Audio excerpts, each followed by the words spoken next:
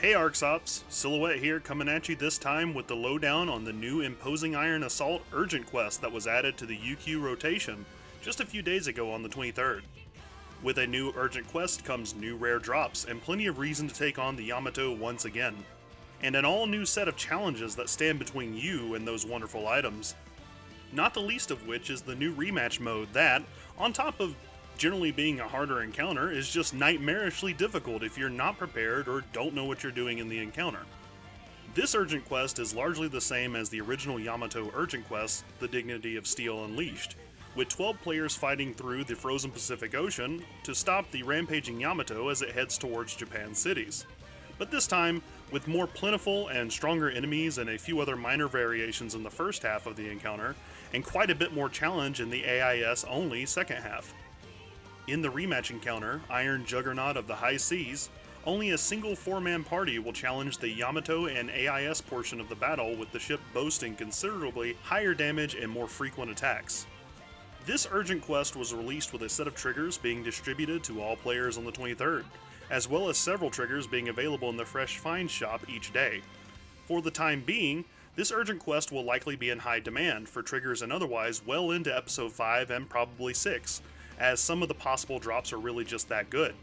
Specifically, the 14-star Jupiter Tullus Soaring Blades will essentially be the best in slot for Soaring Blades for some time until Liberate Weapons, and even then will remain competitive with good affixing. Other notable mentions include the 14-star Cuvelle Windia Twin Machine Guns, which have a higher base stat line than the current prevailing standard of Nemesis and Slave weapons, and the 14-star Eternal Psycho Drive Rod, which is less impressive later on down the road, but still nice to have. So, with that said, let's get into it.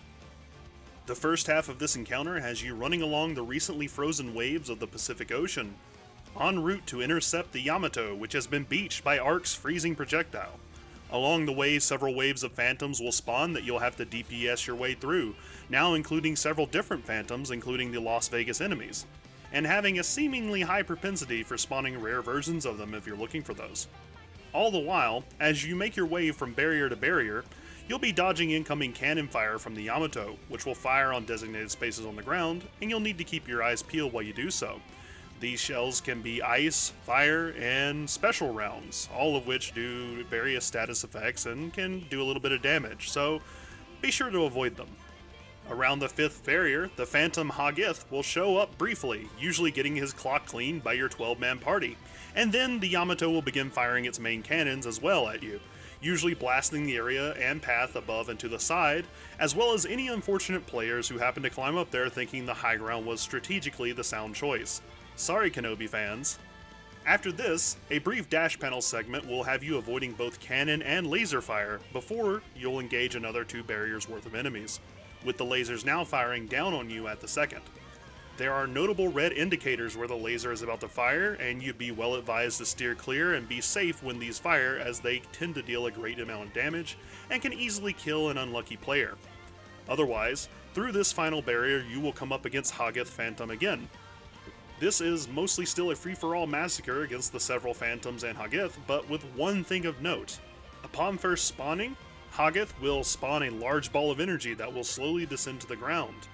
You will need to attack and DPS down this spirit bomb before it reaches the ground, or in all likelihood most of your party will probably wipe.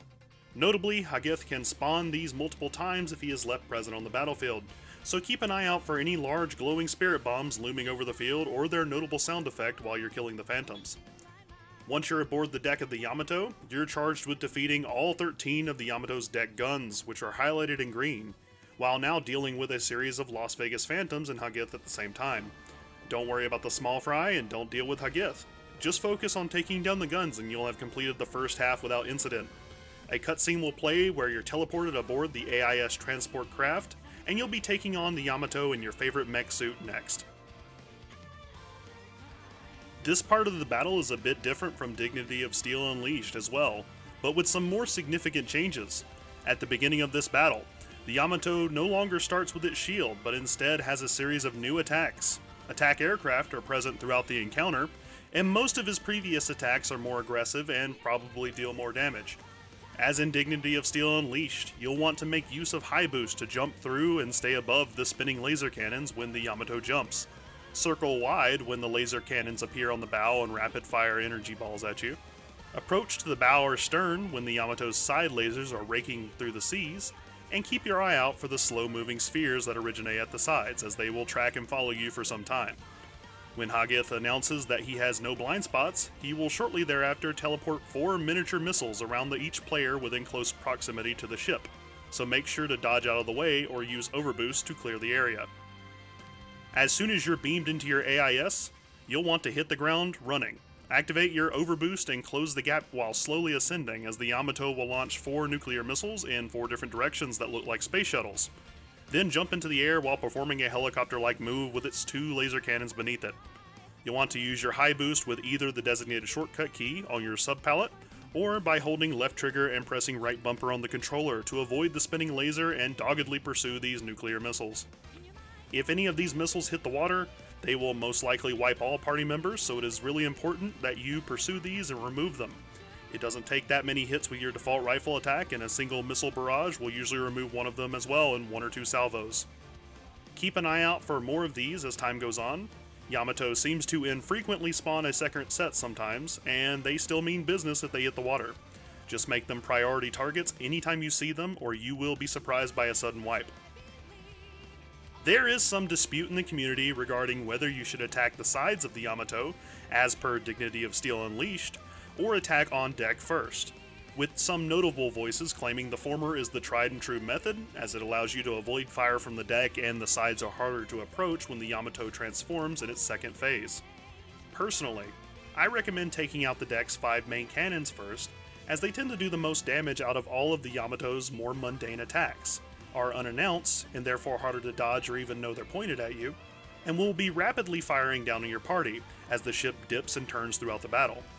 Removing these in the early part of the encounter will make the encounter slightly easier in the long term, as most of the remaining attacks are either less significant, cannot target you on the deck, or have more noticeable tells that will allow you more of a chance to avoid them.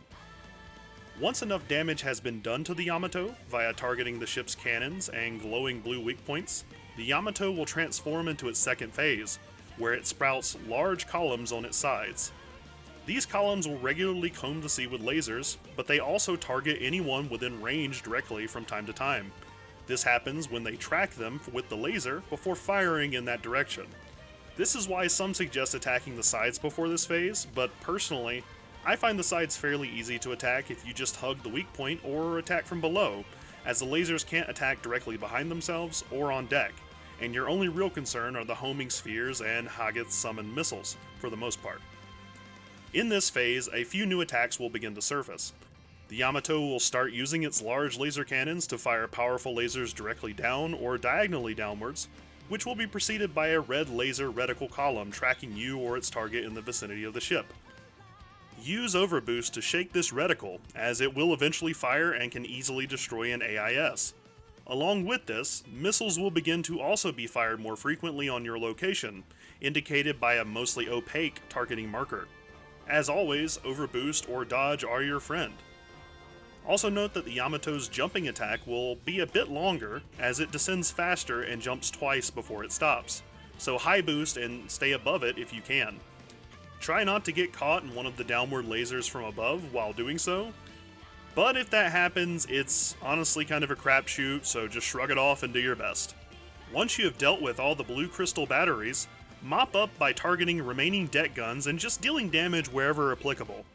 After enough damage has been done, Giera will announce a high energy reading from the Yamato, and it will teleport once again before moving to its final phase. In this final phase, the Yamato's shield returns, and it fires a large missile into the sky, transforming the arena. Now, several nuclear warheads are suspended in the air around the battlefield, and you will need to work with your party to overboost to each of them, and slap them with your AIS's sword attack, knocking them back at the boat. Remember, your AIS gun will do nothing besides generate PP, and time is of the essence, as in a very short while, any remaining nukes will speed up and hit the water, likely wiping your party. Hit all of the nukes back to the boat, and it'll be a sitting duck for you to just target the bridge, often with a laser cannon from your sub-palette to end the encounter. If you didn't manage to hit the nukes back, you can still target the bridge, you'll just have to do so while under attack. Once you finish this encounter, You can run it again once more if you have enough time. Most extremely hard public groups manage to do so within 10 to 15 minutes, so if you started right as the UQ became available, you can usually get a second run in for more drop potential. The rematch version of this quest, Iron Juggernaut of the High Seas, becomes available 30 minutes after the urgent quest starts, and is available to all characters who completed Imposing Iron Assault quest on Extremely Hard, and have level 80 main and subclasses. This quest has the drop pool from Imposing Iron Assault, but also has some unique drops as well, so it is worth doing, but it can be extremely difficult as the boss is far more ferocious and faster with its attacks. Plus, your party is limited to 4 players. There's also a time limit of 8 minutes if you need anything else on top of your plate, and you'll need to set aside a decent portion of that time for the nuke phase of the fight, usually around 2 or more minutes. As mentioned before, the rematch starts immediately in the second half with the Yamato AIS encounter. Although with a nice aesthetic rainstorm for the most part, that's pretty cool. It is relatively similar to before for the most part, although at least one new attack does seem to be used far more frequently in this mode. Now and then, a series of targeting reticles will rapidly chase you across the battlefield, making a high-pitched ping as they do. When this happens, you will have a series of micro-missiles chasing you, which can deal good damage and combined with a full salvo or other attacks connecting, will make short work of your AIS, so you'll need to overboost away until they stop targeting you. In this difficult battle, as with the Imposing Iron Assault quest, overboost is your friend, and you will need to make frequent use of it here just to stay alive, not to mention fight back against this great ship. Once you push through the first transformation and reach the nuke phase, you'll most likely be overwhelmed by the sheer amount of nukes that your 4-man party needs to now throw back at the Yamato. I'm going to be dead honest with you here, I don't know what SEGA was thinking. I have run every single scheduled UQ since this has been released, and I have yet to see a single party, alliance, or public ever manage to throw all of these back. For the most part, people give it a try, but it is almost inevitable that they will connect and explode. But don't give up hope, there is a silver lining. You can dodge the explosion with iframes. As the nukes go off, just spam dodge and try to stay alive. You'll be better to attack if you don't have to wait to respawn. Unfortunately, as this is an AIS fight, your stats, skills, class, and dashing good looks mean almost nothing in this fight, so there's not much you can do to sway the battle, with the notable exception of crafting or purchasing one of the AIS rings that are available.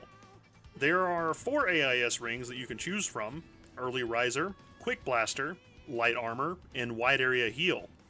All of these are left rings, so you can only choose one. Unless you're watching this after Episode 5 releases, and ring slotting is now a thing you can do.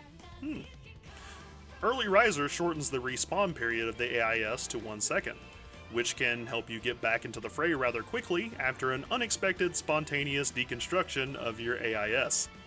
Quick Blaster causes your heavy photon blaster to fire immediately, but makes it turn dramatically slower.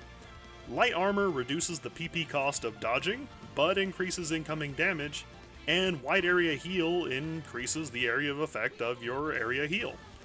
Personally, I would recommend Early Riser, and failing that, Quick Blaster. Early Riser is simply a net benefit that every player can use in this fight, as you're more than likely going to die at some point as a certainty, and being able to jump right into the fight saves your party time, and keeps them from being a man down in damage potential, which is important, especially in Rematch. Quick Blaster is the more advanced option, as the instant firing of the photon cannon allows you to get more of it off quickly and deal more damage while being a sitting duck for less of a duration. With all of this information, you should be as prepared as you possibly can for this monstrous encounter with the biggest boy, Yamato. Beyond this, there is no real trick to this encounter, as AIS battles are flat and have no real variation besides your individual skill level. Still, the loot beckons us all, so we must fight. Good luck, ARKS Ops. And that's it, guys. I hope this video helps you in some way. If it does, or if you just like my content or think I'm a pretty cool guy, please like and subscribe, as it does help keep me going. It helps the channel out a great deal, is what I'm supposed to tell you. I personally like it a lot. I also stream on Twitch and now YouTube with a regular schedule. I'm kind of new to that stuff. I'm still learning. I appreciate you letting me get there. But I'd also like it if you stopped in and if you get the chance. Shoutouts to my alliance Affirm, Space Windu, Malice, Silent Drifter, Matwiz, Scarecrow, and so many more for helping me feel out this encounter and running triggers with me on the quest for a set of Jupiter Tullises of my own, as well as the public groups and players we met along the way. This is Silhouette, I'm signing off. May you guys have all the rare drops.